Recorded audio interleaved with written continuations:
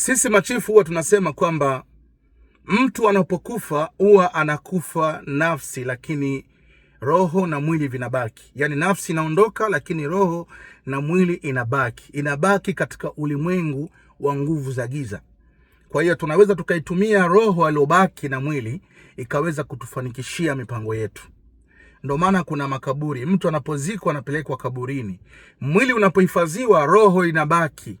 Ndio maana roho inakuwa na nguvu ambazo zinaweza kufanya kwa mtu yoyote akafanikiwa.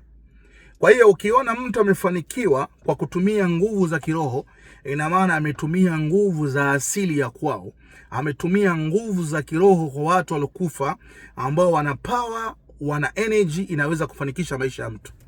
Wazungu wamegundua sisi wa Afrika tunaonekana ni wachawi, lakini wazungu wana technology, sayansi ya kichawi. Nisikilize kwa makini. Sisi wa Afrika ni wachawi wa kutengeneza mambo ya nguvu za giza kufanikishwa. Sisi wa Afrika ni wachawi wa kutengeneza mambo ya nguvu za giza na watu wakafanikiwa. Wazungu ni wachawi lakini wanatumia elimu ya science, yani uchawi wa science. Sayansi yao ya kichawi wamegundua kwamba sasa hivi kuna mashine zimeandaliwa na wazungu zinaweza kumfufua mtu alolala hata ikiwa ni siku 5 siku 6. Mtu ambaye amekufa kabisa, yani amekufa kabisa, wazungu kuna mitambo wameiandaa science. Ile mitambo mtu akichukuliwa akiekwa ndani ya mwezi mmoja, ndani ya wiki 3 wanaweza wakamfufua na mtu akaja kurudi na akaishi kama kawaida. Tofauti ya Mwafrika na mzungu, tofauti yao ni moja tu.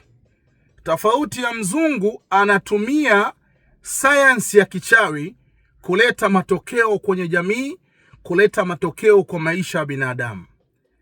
Tofauti ya mzungu na Mwafrika, Mwafrika anatumia uchawi kwa ajili ya kuweza kufanikisha maisha ya binadamu. Yaani jambo ambalo aliwezekani kwa Mwafrika kwa kutumia nguvu za giza, kwa kutumia nguvu za kichifu, kwa kutumia magical, kwa kutumia miracles, spirit, inaweza kufanya jambo lisiwe na leza likawa. Sisi wa Afrika tunatumia uchawi kuleta matokeo kwa maisha ya watu wengine. Tunatumia nguvu za kichawi, tunatumia miracles, tunatumia spirit za watu waliokufa, ghosting and powers.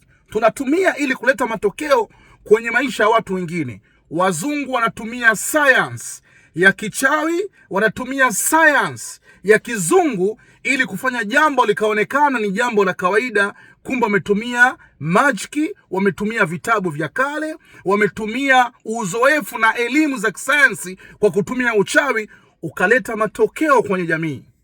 Leo wazungu wamefungua kifaa maalum ambacho mtu anapokufa duniani wanaweza kumwamsha ndani ya wiki moja, ndani ya wiki 2, ndani ya mwezi mmoja, akasindikwa kwenye chombo maalum kwenye barafu, kisha huyo mtu akaweza kuamshwa tena akaendelea kuishi.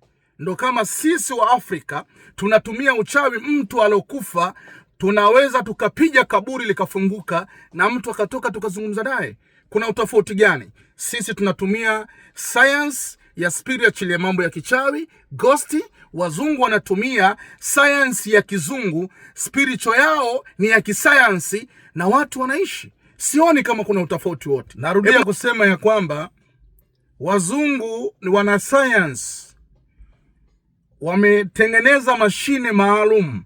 Mtu anapokufa ametokwa na roho, wanaweza kuja kumchukua wakamgandisha, na baada ya kumgandisha huyo mtu wakamweka ndani ya mwezi mmoja au wiki 3, wakaja kuweza kumwamsha na akaendelea kuishi kama nilivyokuwa mimi na wewe. Hao ni wana science wa kizungu, lakini wanatumia uchawi, science ya kizungu, kuleta matokeo katika jamii. Wanatumia science ya kichawi kuweza kuisaidia jamii na watu wakaja kuishi. Haya mambo nawaeleza ni mambo mazito sana. Ndio maana watu wengi wanadhani kwamba tiba za asili au magic za asili kwamba hazifanyi kazi, hazileti matokeo kwenye jamii. Lakini nikwambie kitu kimoja, Sisi wa Afrika tunatumia uchawi, tunatumia dawa za asili, tunatumia mizimu, tunatumia majini ili kuweza kufanikisha watu wengine waendelee kusurvive kwenye dunia. Yale mambo wanayofanya wazungu kwa kuweza kumwamsha mtu aliyokufa akaweza kusindikwa kwenye vifaa na kwenye mashine maalum, waja kumuingizia dawa maalumu kwenye mwili wake na wakaweza kumwamsha akaendelea kuishi kama wanadamu wengine. Hiyo ni science ya kichawi, lakini ina manufaa katika jamii, ina manufaa katika maisha ya watu. Vivyo hivyo sisi waganga wa ukweli ambao wana energy kubwa, wana nguvu kubwa, kwa sababu waganga tuko aina mbili. Kuna waganga jina, alafu kuna waganga wa ukweli ambao wana energy, wana mambo ya kiasili, wana spiritual za uhakika ambazo zinaweza kuleta matokeo kwenye maisha ya watu wengine. Ni vitu vinawezekana.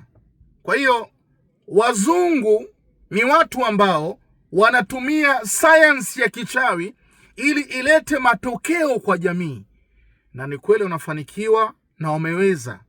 Watu wengi leo duniani wanashangaa, na matajiri mbalimbali duniani wanakwenda kuandika mikataba ili kuweza kuingia kwenye maagano na makubaliano anapokufa, ili aweze kusindikwa na kuamshwa tena aendelee kula maisha.